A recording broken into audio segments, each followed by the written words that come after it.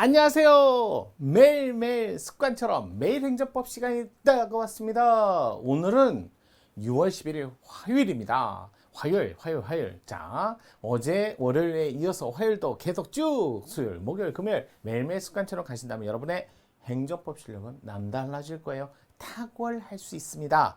자, 그러면 오늘도 매일 행정법 스타트 한번 가볼까요? 자, 24년 6월 1일에 있었던 행정사 시험이요. 한번 볼게요.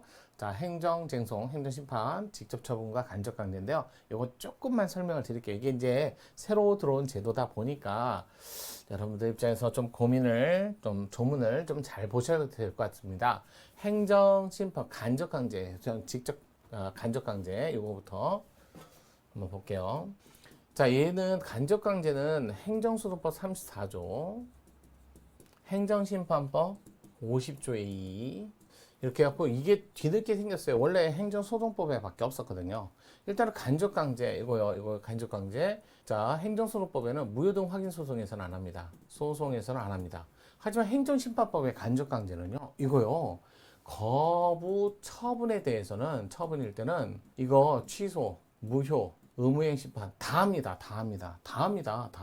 하지만 자, 행정심판법의 간접강제는 그렇게 돼 있어요. 간접강제는 거부 처분의 취소, 무효, 의무행 심판 다 합니다. 근데 소송법에는 무효동 확인 소송은 안 해요. 그 다음에 직접강제 볼까요? 직접강제가 직접 처분제도요. 처분제도, 간접강제, 처분, 간접강제, 자, 직접 처분, 제도라고는 안 하고 이렇게 할게요. 자, 얘도 행정소송법에는 없어요. 아예. 여기는 행정심판법에 있어요. 50조에 이렇게 탁 그러니까 간접강제 처분하고 직접 처분제도 이렇게 돼 있어요. 직접 처분은요, 요거 음행심판에서만 합니다. 판에서만. 그러니까 조심하셔야 돼요. 직접 처분 신청이라는 거는 음행심판에서만 하고, 간접강제는 행정심판 중 거부 처분을 대상으로 하면 취소, 무효, 부자, 의무행심판 다 합니다. 자, 그런데 문제는 이 둘 다 신청이 있어야 되고, 신청 시 때문에 당사자 신청이 있어야 되고, 그 다음에 바로 되는 게 아니라 시정명령이 먼저 나가요. 요게 먼저 나가요. 그러니까 간접강제 신청하면 바로 간접강제 하는 게 아니라, 신청하면 시정명령, 그 다음에 음행심판에서도 바로 나가는 게 아니라 신청하면 시정명령. 그런데도 불이행했을 때, 만약에 그런데도 불이행하면 직접 행정심판이에요. 행심이가. 다만 간접강제에서는 간접이잖아요. 돈, 손해배상에 관한 돈을 부과하는 거고, 간접강제.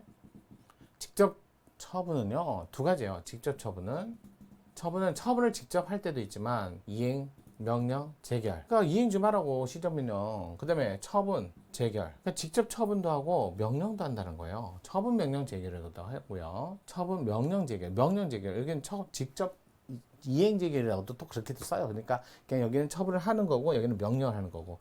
명령을 하면 껍데기밖에 없죠. 아직 명령밖에 없죠. 그런데 소송할 때는 명령 재결을 가지고 오든 진짜 원처분을 들고 오든 그건 가리진 않아요. 자, 이행 명령 재결을 하면 청은, 직접 처분 신청을 하면 직접 처분을 하거나 명령을 하는데, 이행 명령, 그러니까 쉽게 얘기해서 음행 심판을 했을 때 나오는 거지. 제가 잘못 오해를 했네요. 일단은 직접 처분을 할 때는 요게 전제가 그렇죠. 전제가 죄송해요. 자, 간접강제는 돈을 부과하는 거고, 맞죠? 자, 직접 처분. 이것도 신청에 의해서 하는데, 다만 이제 음행심판에서는 음행 명령을 하거나 또는 직접 처분을 하거나. 자, 그런데 직접 처분을 할 수 없을 때는 어떻게 해요? 스스로 하게 만들어야죠. 그럴 때 요거를 하거나 둘 중에 하나를 하는 게 아니라, 처분을 할 수 없을 때는 간접강제라는 거고, 처분을 할 수 있을 때는 직접 처분 신청제도를 하는 거예요. 신청제도를 하는 건데, 다만 이제 직접 처분 신청 제도는 처분을 할 수 있으니까 행정청이 행정심판위원회가 한다. 심판위원회가 한다. 이거고, 자, 그 다음에 이제 음행심판에서, 요게 음행심판을 했을 때, 여기는 음행심판도 있잖아요. 이렇게 있다 보니까 사람들이 그런 거예요. 그러면 먼저 음행심판을 하기 전에, 음행심판 만약에 할 적에 간접강제를 해보고, 그러니까 직접 처분을 해보고 안 되면 간접강제 하겠지. 두 개는 못해요.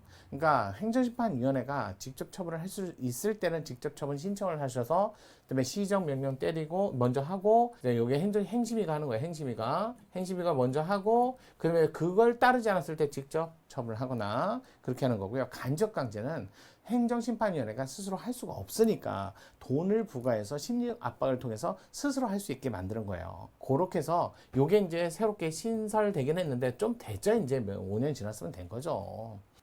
그래서 약간의 좀 내용이 다르다 이렇게 보시면 될 것 같아요. 그래서 간접강제 직접처분 요거 제도가 행정심판에는 다 있어요. 소송에서는 간접강제만 들어있다는 것도 알아두세요. 둘 다 신청으로만 가능합니다. 바로 나오지 않습니다. 이런 것들 좀 살펴보시면 좋을 것 같습니다. 그래서 행정심판법상 직접처분과 간접강제에 관한 설명으로 옳은 것을 고르세요. 이렇게 나왔던 거예요. 옳은 것을 자 볼게요. 거부처분 취소심판의 경우 행정심판위원회는 직접처분을 할 수 있다. 자 거부처분 그런데 직접처분이라는 것은 요거는 음행심판에서만 가능하다. 꼭 기억하세요. 자, 직접 처분 신청 제도는 음행심판만 또 신청이 있어야 돼요. 두 번째 음행심판의 인용 재결, 처분 명령 재결. 자, 음행심판에서는 명령이 나올 때도 있고 직접 처분이 나올 때 있어요. 명령이 나오면 따라야죠. 따라야하는데 안 따르니까. 그러니까 그럴 때는 바로 처분을 하는 게 아니라 그럴 때는 신청을 받아서 한다는 거예요. 그래서 이행 명령 재결의 경우 행정심판위원회는 직접 처분을 할 수 없다. 신청이 있다면 신청 시 그러면 또 나온 거죠. 시정명령. 그 다음에 따라서 불이행 시 직접 처분 이렇게 하시면 되겠습니다. 가능하죠. 할 수 있는 경우가 없다라고 단정하면 안 돼. 이거 단전적 표현이에요. 할 수 있다. 왜 신청이 있으면 가능하다. 가능한 경우가 있잖아요. 그래서 틀린 지문이에요. 그다음에 세 번째 행정심판위원회는 사정 변경이 있어 단순한 신청하는 경우에도 간접강제 결정 내용을 변경할 수 없다. 이건 조문이죠, 조문. 이항이 있죠. 이거는 조문이 있어요. 그러니까 간접강제. 자, 그다음에 직접 간접강제 이 조문 그대로 보시면 돼요. 사항, 2항, 사항 이렇게 하고 50조에 2에 뭐 사항, 2항 이렇게 하고 2항에 보시면 있고요. 그다음에 행정심판 청구인은 간접강제 결정에 대해서 불복할 때 그 결정에 대해서 소송을 제기할 수 있다. 이게 다 조문에 있는 내용이에요. 그래서 이거는 맞는 지문, 여기는 없다 틀린 지문. 이게 4번이. 그다음에 간접강제 결정에 기초한 간접강제 집행에 관해서는 행정심판법에 특별한 규정이 없으면 이거 많이 나왔어요. 4, 5번 지문. 정말 객관식에서 많이 나왔어요. 민사소송, 민사집행법이에요. 민사집행법. 민사집행법을 준용합니다. 참 이거 많이 나왔어. 간접강제에 관한 행정심판 조문 중에 요게 5항인가 조문인데 요거 많이 나왔어요. 진짜 많이 나왔으니까 꼭 보세요. 이게 민사집행법, 그러니까 요 조문을 준용하는 거지 행정기본법 아니에요. 행정대표법 아니에요. 행정절차법 아닙니다. 행정소송법도 아니고요. 민사집행법이라는 거 꼭 기억하세요. 이거 시험 문제 많이 나왔어요. 자, 일단 조문 문제, 조문 자체를 외우는 거하고 제도의 취지, 그다음에 성격 이런 것들을 살펴봤습니다. 자, 오늘도 여러분들이 행정심판, 소송, 비교해서 간접강제, 직접처분, 제도라는 것을 봤는데요. 자, 이거 꼭 조문 확인해 보시고요. 조문은 필수적인 겁니다. 자, 오늘은 간접강제에 관한, 직접강제에 관한 행정법 살펴봤습니다. 내일도 오실 거죠? 매일매일 습관처럼 매일행정법 정윤영이었습니다.